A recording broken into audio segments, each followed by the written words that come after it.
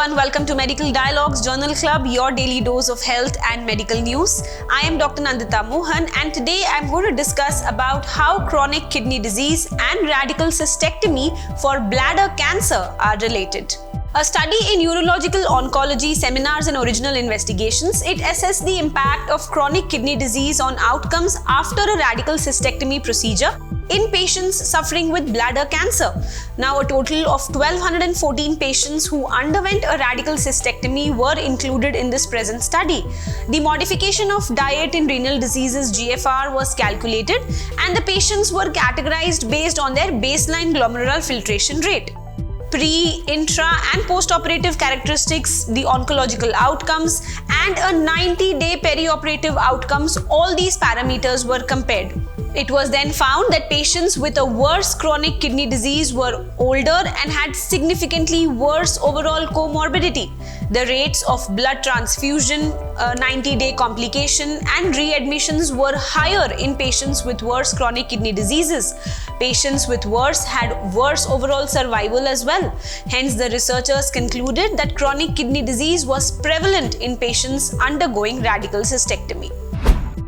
Vitamin B12 deficiency in teens that can cause nervous system damage and anemia.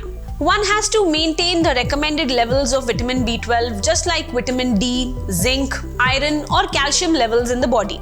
A majority of teenagers are found to be deficient in this vitamin B12, which can cause serious trouble and must be managed at the earliest. Now, if I'm talking about serious troubles, that may include anemia, low-grade inflammation, fatigue, tiredness, cognitive health problems, difficulty in walking, numbness, or even tingling sensations in the hands, leg, or feet. Now, insufficient vitamin B12 levels can cause various serious complications, and it is the need of the hour to monitor the adolescent vitamin B12 levels. As it is previously known, vitamin B12 is essential to make the red blood cells, nerves, the DNA and nerve function.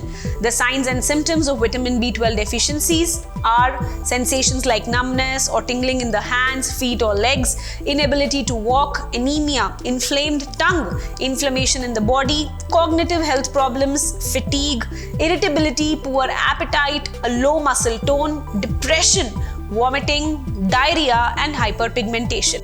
High levels of vitamin B12 can be harmful to health as well. Hence, timely detection of vitamin B12 deficiency and prompt treatment can help teenagers to avoid severe complications like neurological issues and blood diseases by improving their growth and development. Once symptoms such as tingling and numbness in the legs and feet, poor appetite, walking difficulties and impaired memories are noticed, then consulting the doctor without any delay is a must. Therefore, the message here is that vitamin B12 levels need to be checked on a regular basis. The diagnostic biomarkers that point out to cardiovascular disease during pregnancy period. Cardiovascular diseases is the first cause of indirect maternal mortality. The diagnosis of such diseases during your pregnancy period is one of the challenges experienced in the clinical practice just because of the fact that symptoms of normal physiological changes that develop during this period can be overlapping with the cardiac disease-related symptoms. Emerging role of novel and traditional biomarkers in the diagnosis and risk stratification of pregnant women with cardiovascular diseases are needed to raise the standard of care and even optimizing the management of such heart diseases.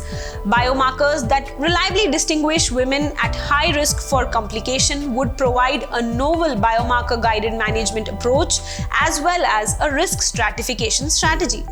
Now, the roles of cardiac biomarkers during pregnancy remain a topic of interest and make a significant investigation with large sample size study that was recently reviewed and published in the International Journal of Cardiology.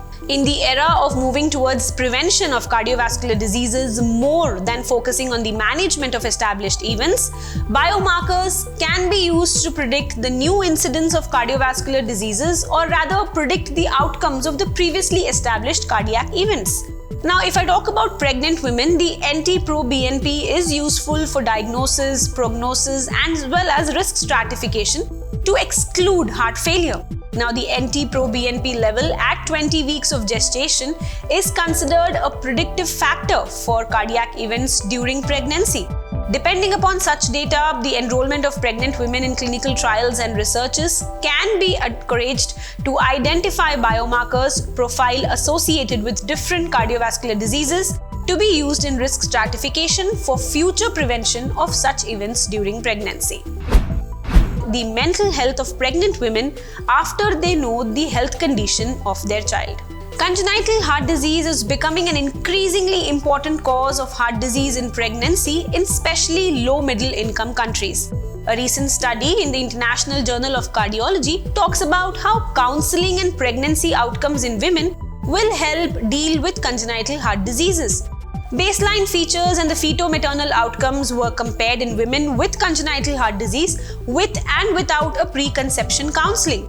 Out of the 107 eligible pregnancies, only 49.5% had received preconception counseling. Pregnancies involving women with corrected congenital heart disease and cyanotic congenital heart disease were more likely to get such counseling. The primary outcome of death or heart failure was non-significantly low in the preconception counseling group. Hence, the authors concluded that preconception as well as post-conception counseling are two important parameters which have the potential to improve an outcome in women with congenital heart disease, and they are being underused in low-middle income countries. Therefore, healthcare systems should ensure multidisciplinary pregnancy and heart-term approaches to offer timely lesion-specific preconceptional counseling, shared decision-making, as well as appropriate peri-pregnancy care for women with congenital heart diseases. That's all for today. Stay tuned to Medical Dialogues for latest updates. Never miss a medical update from Medical Dialogues. Like, subscribe, and press the bell icon.